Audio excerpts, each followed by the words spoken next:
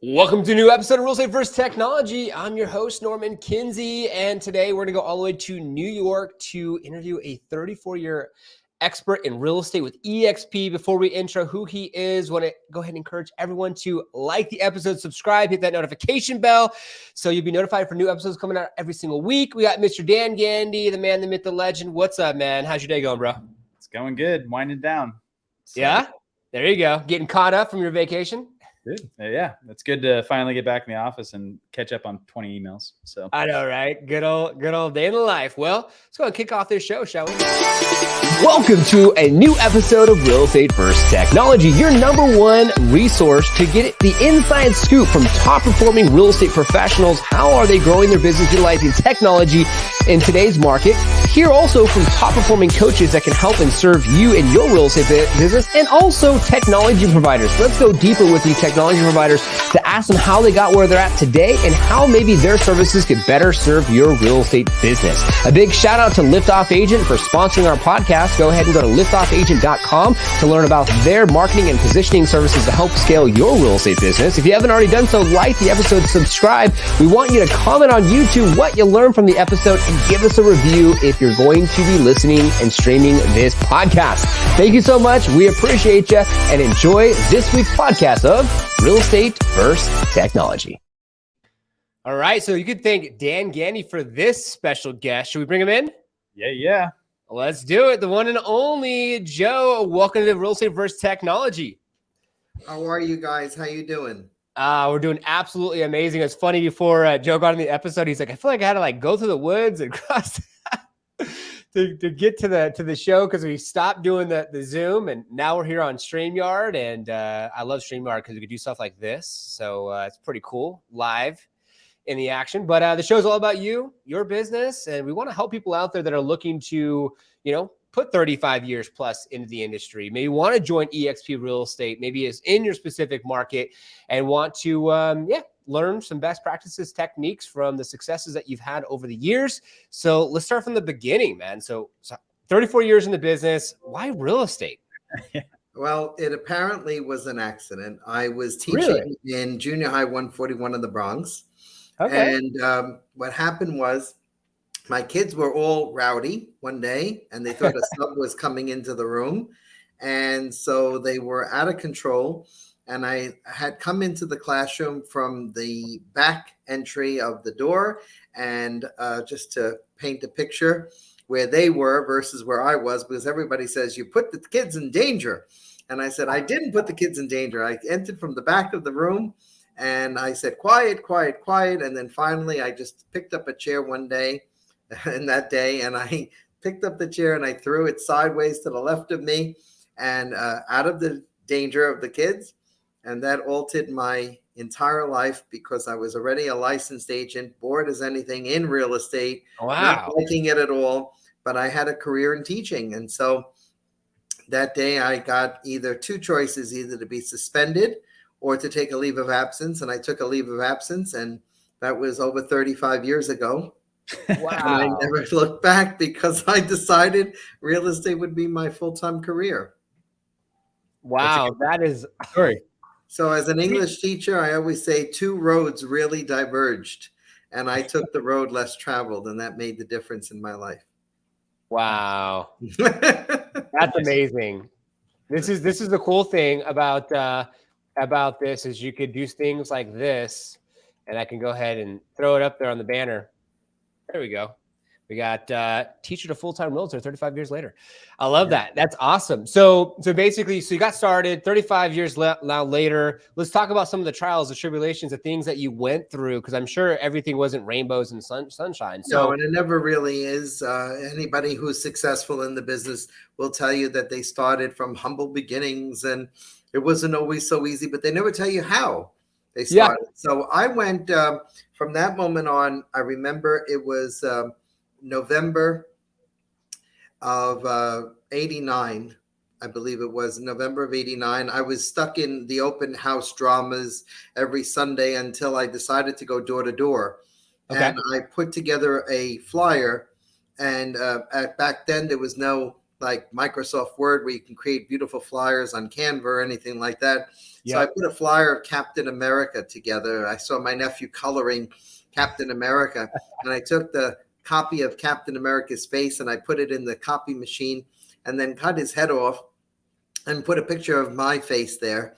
And then I said, when it comes to renting, owning, or selling, I said, let Joe Sinnona be your super agent. So I folded the flyer, stapled my business card, and then and then what happened after that? I went door to door. Wow. And 3 weeks of going door to door, I acquired 14 listings in 3 weeks. And I didn't know what I was doing. I honestly can tell you that I did not go out there for, one listing or 3 listings. I went out there to meet people. And the business begins with people and ends with people. And that's the relationship. Too many people chase the money. So true. That's so true. And door to door, like getting 14 listings might be a world record I've ever heard. Well, the 14 listings was that I took just about anything and everything I could grab because, today's agent should not do that. There was a lot of mistakes along the way, overpricing the listings, not doing the right thing by the consumer, not doing the right thing by my broker who had to go out now and advertise those 14 listings in a down market. And back then there was the real estate book. You remember that little magazine, the yellow and blue and the purple ones, and you find in the stores. So you had to hire a professional photographer, take the picture, put it in the full page magazine, which at the time cost him almost $700-800 for a full page. Wow. So he had all my listings on that one, and they were all overpriced. And I remember the only listing that I was working on was something I was trying to sell to a first-time home buyer. And that was my first deal. Those 14 listings, out of all of them, I remember none of them sold because they were all overpriced. So I ended up being the expired king instead of the listing king, Wow. That is too cool. That is awesome. So I'm curious, from 34 years from when you started to where you're at now, and you're with EXP, which is obviously a technology-based brokerage, how have you seen the changes in the evolution? You've obviously adapted, right? Because you're with EXP. I know a lot of agents 34 years in the business might still be at Remax or might be at some of the traditional brokers like Keller Williams. So I'd love to hear a little bit about that. Well, it was a leap of faith. It's been almost 4 years this April. And I took a leap of faith to go to a disruptor in the business that, with no brick and mortar office. And I said to myself, how am I going to do this? I've been a creature of habit for almost 35 years, no, 30 years at that point. I says, how do I go from not having an office to having from having an office to not having an office?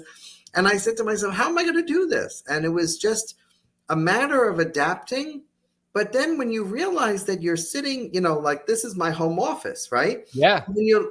This is what people do now. This is how agents work now, post COVID. So this is how EXP is training their agents to not go with a brick and mortar, but at the same time, it's what every single agent is doing no matter where they are.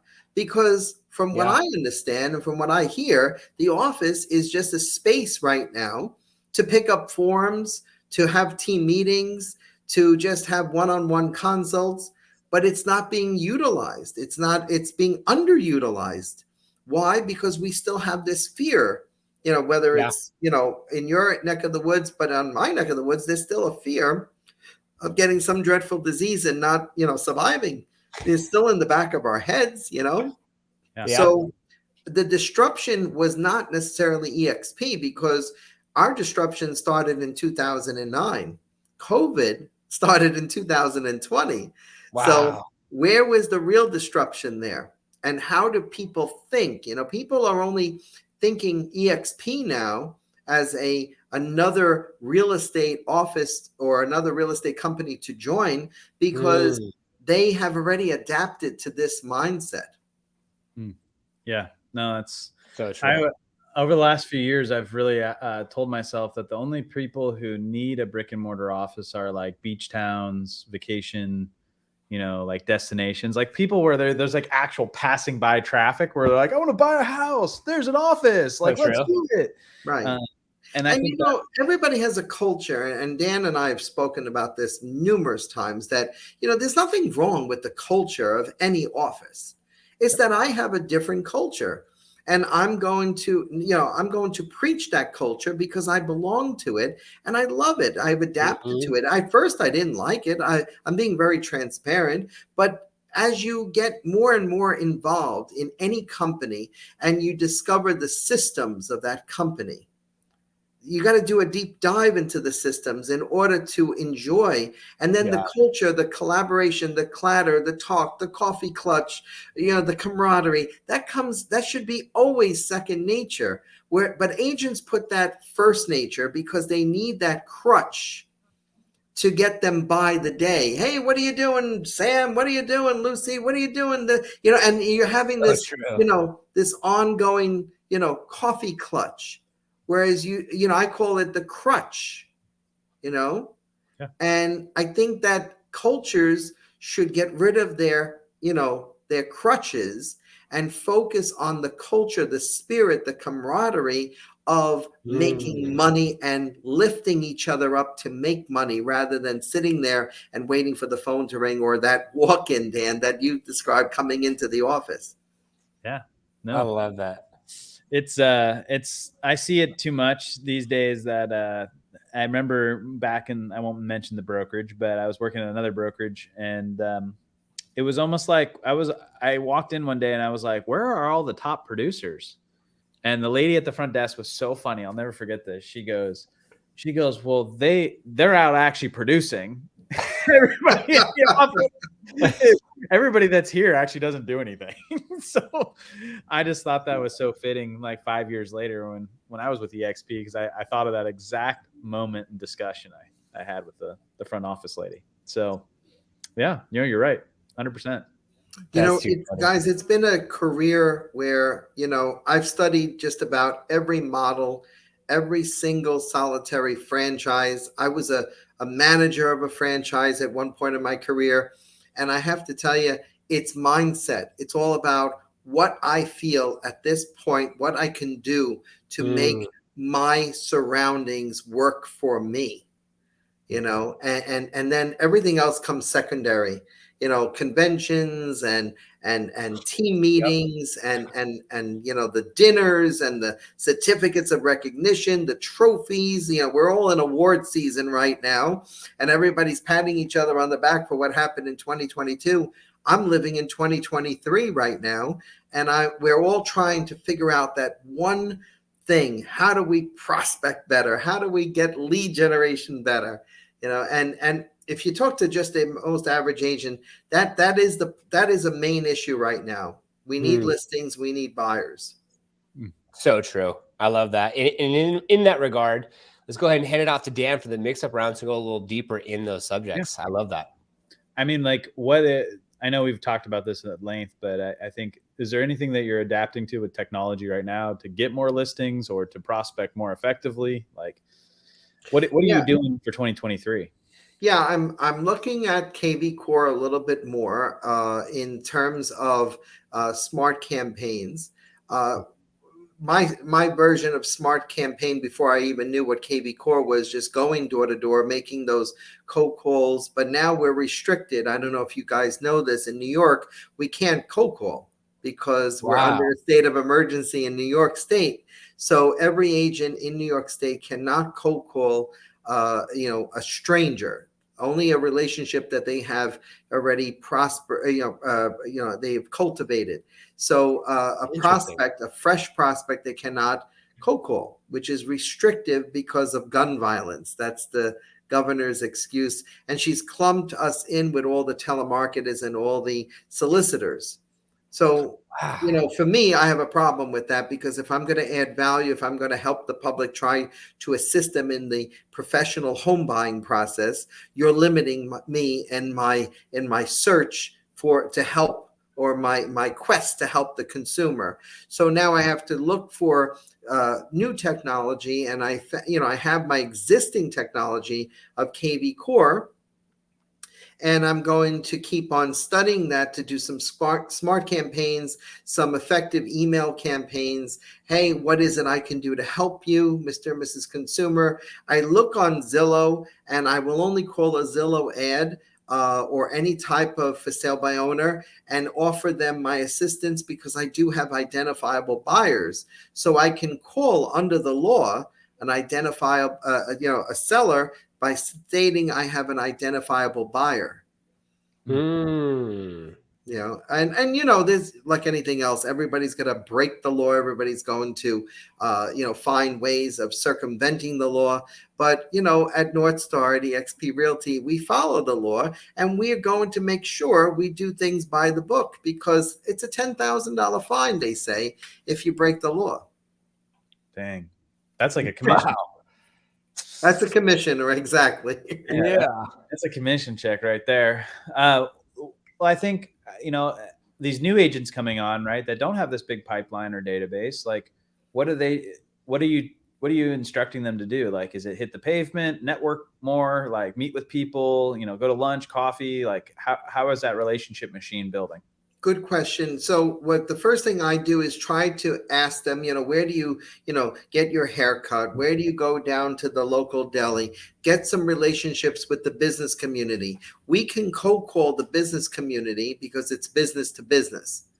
Yep. So I say start there and try to, spread that word out. Put these little, business card holders with your business cards, and then every 2 weeks visit that business. Maybe that business doesn't have a social media presence. Maybe the business doesn't have an Instagram page or Facebook page. Maybe you can set that up for them. Maybe you can, tag them on your page and boost the presence of their business. And then, one hand washes the other. Maybe they can, if they see anybody who's looking to buy, rent, or sell, maybe they can bring them to you and your direction. And then one thing helps another. The mail carrier, for example, he or she knows who's coming in and out of the neighborhood. And I always say the funeral parlor man, he or she knows who's coming in and out of the neighborhood. For every person that my funeral parlor man gives me who's dead, I give them someone who's sickly. No, I'm only kidding. Oh my God. But the sphere of influence is what I'm trying to go after in my second quest, other than the business community, because everybody knows somebody. You pick up your cell phone and you have 1,000 contacts. You don't think anybody in that 1,000 contacts knows somebody looking to buy a house? And you tell them very, innocently, hey, listen, I need your business. I'm in the real estate business. I'm here to help whoever needs my help. And I have the experience and the know-how of Joe Sinnona behind me. That should count for something, right? Yeah. Very true. 100%. Last question for me, like that evolution of, doesn't matter what brokerage or any of that, but the evolution of where you see the real estate market going. What do you see on the horizon?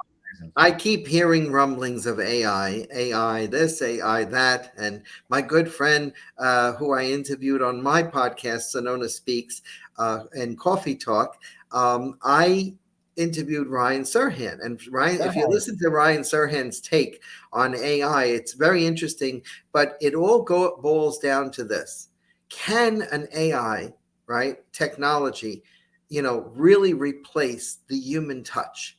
Can a robot show a house and get into the heart of the matter of the human being? And the answer is no. The answer is that we'll always have a need for real estate agents. We will always have new technology. And I think adaptation and innovation must play hand in hand. That's so true. That's 100%. That's and I always I've left you guys speechless. No, yeah, you did. I always forget that you know the man Ryan. That's huge. I mean, I think that this is a relationship business. No matter how much marketing you do, and it comes down to people got to like you and trust you and want to work with you.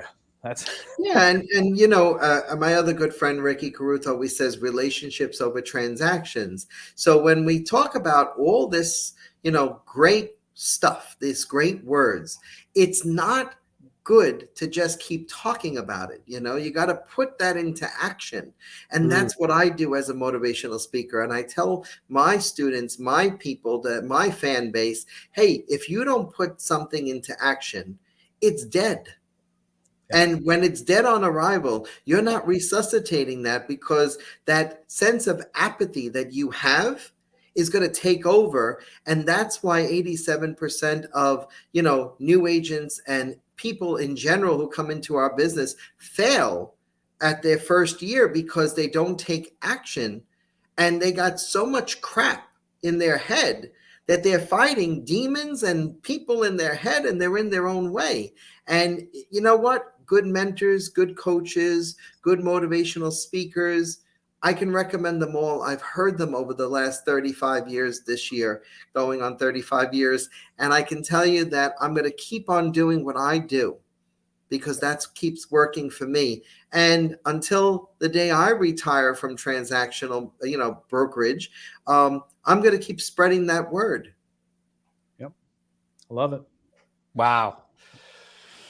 Well, thanks, Dan, for taking on that mix-up round. I had to say, for some viewers and listeners out there, I love, Joe, how you pivot. I think that's so key. And even though there's the ordinance and you can't do the cold calling, it's great to see how you're maneuvering around that for viewers and listeners out there. I also love the fact that you're talking about, hey, at the end of the day, yeah, great, you can be at a brick and mortar, but there's too much distractions, excuses, opportunities to be at the water cooler and just have conversation. And before you know it, you're like, oh my God, my day's gone. So I like how you've really adapted and really taken on this virtual brokerage opportunity. And I think a lot of viewers and listeners out there are going to be in that predicament or situation and need to find out creative ways like reaching out to small business owners. And we talk about it all the time. Dan and I on the liftoff side for viewers and listeners out there, start a YouTube channel. Interview those business owners, add additional value. And I love what you said, Joe. Why not help them with their social media or their presence online? And if you're behind it and you're licensed, potentially the individuals that use that small business might want to use your services. And the one thing that bothers me in social media is that you have now a whole bunch of agents, and God bless them, because they're trying so hard to really get leads and get people to come to their channels, right? But one thing they got to stop doing is they got to stop educating the public on what's a pre-approval versus a pre-qualification, and what to look for or what to look out for in a house, and etc.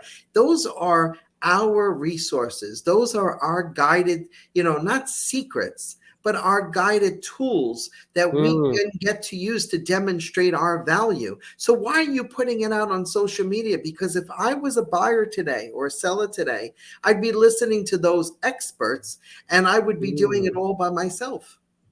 Very interesting. Wow. Okay. I like that. Take on stuff. I love it. No filter. I'll tell it like it is. Stop educating the public. I love Do that. your business. There's no scaling in my world. I hate that word. No scaling. Stop scaling. I love that. So viewers and listeners out there, know when to use those tools in your toolbox, and don't always put everything on social media. I like that. All right. So we have a couple last questions before we open up the floor to you to leave for our viewers and listeners, Joe. So now being at EXP and doing what you're doing with your brokerage now or with your company, are you building a large downline? Are you serving and supporting a team? Like, what does it look like now for you and for what you're doing with all the new ones coming in? Well, I have a local team that services Queens, New York, Nassau County, and Suffolk County. We're a team of 13, I call it. Nice. And we are called North Star at EXP Realty. And through EXP Realty, we sponsor agents coming in. I have a direct line of sponsored agents. And then those agents have sponsored other agents to come in for a total of about almost 1,000 So Wow. I have 1,000 people throughout the United States, throughout the local markets, throughout in 5 countries of Brazil, India, South Africa, Australia, and Canada. And I'm looking to build one in Italy because I'm Italian. And hopefully we'll have that at the end of the year. And I'm looking to build a North Star team. I have one already in Florida, and I'm looking to build some out west, but maybe coming out by you, who knows? But that's going to be my surprise announcement soon. So I'll be building 2 other branches of my North Star team directly that will come under my guidance and my coaching. And I'm very proud. I'm very happy. And there's no stopping me at 54 years old. Wow. There you go. Anyone who's listening in, there's a full circle moment for y'all to see what Joe has accomplished. Congratulations on everything that you've done to grow your business, not scale. And the last question I have before we open the floor up to you is, what do you do for fun? What is fun for Joe outside of real estate? I have 2 daughters, and we play all sorts of games. We play monsters and hooks and haunted houses, and I enjoy them immensely. They're the light of my life. And my wife, I drive my poor wife crazy, and we love to eat out on Saturday nights at a local diner, and we try to, as much as possible. In this day and age, family time is little time when you're pivoting and you're going and you're growing. So there is got to be a fine balance between fun and work. I love to travel, whether it's with the family or I'm going out on the road to speak. So I get to meet a lot of people. I have a lot of friends across this country. Wow. I was involved in leadership for almost 25 years. So on the national, local, and state level, I know a lot of people in leadership. And I do enjoy, believe it or not, working as a pastime because I'm having fun. So I'm really not calling that work. Wow. That is super cool. Yeah, my daughter came in and she's got back from gymnastics, and I was like, I'll be there in a minute. I'll see you in a minute, honey. But that's so cool. I love that. So for our viewers and listeners, 27 minutes now in, they've got a little bit of your backstory, a lot of things to think about. What would you want for our viewers and listeners now to take from you as we close out the show to apply to their business today? I want everybody to take a pause sometimes in their life, in their real estate world. You don't have to conquer Rome in one day. You can actually take one thing and master it, one system and master it, one relationship and build it. The real estate business is hard, but it's not hard to drive you out of the business. It's only because you tell it that it's hard. You tell this thing called the brain that it's hard. So one of the things that I really want to drive home is one thing, and one thing alone. I can't teach you a work ethic. Only you can prevent forest fires, like Smokey the Bear says. And that is only you can take care of you. And what I want people to learn about the business is that it is a business, and pretend, if you will, that it's a storefront. And behind that counter of that storefront is you, and you're managing the inventory, you're managing the people, the systems, and don't let anybody come behind the counter and tell you how to run the store. It's your store, and it's time to put the "I'm open, come inside" sign, rather than closed or gone on vacation permanently. It's up to you to really manage your business. And if you need any help, I'm here to coach you. I'm here to help you. I'm here to give you pointers. Come to me at Sinnona Speak seminars. Wow. Well, links are going to be all down below. This was a treat. Joe, thanks so much for being on the show. Dan, thanks so much for connecting, Joe, with us and Real Estate First Technology and all of our viewers and listeners. This is definitely a treat. We really appreciate your time. Thank you very much, gentlemen. Have a good evening. And I look forward to seeing you guys when I come out there. Yes. Dan, thanks for co-hosting, and thanks for bringing this amazing show to us today as we close out today and today's episode. And thanks to all of viewers and listeners. It is our intention for you to take things from our episodes to apply to your business, have more massive success. What'd you learn? Comment below, like, subscribe, hit that notification bell. We will see you on the next one.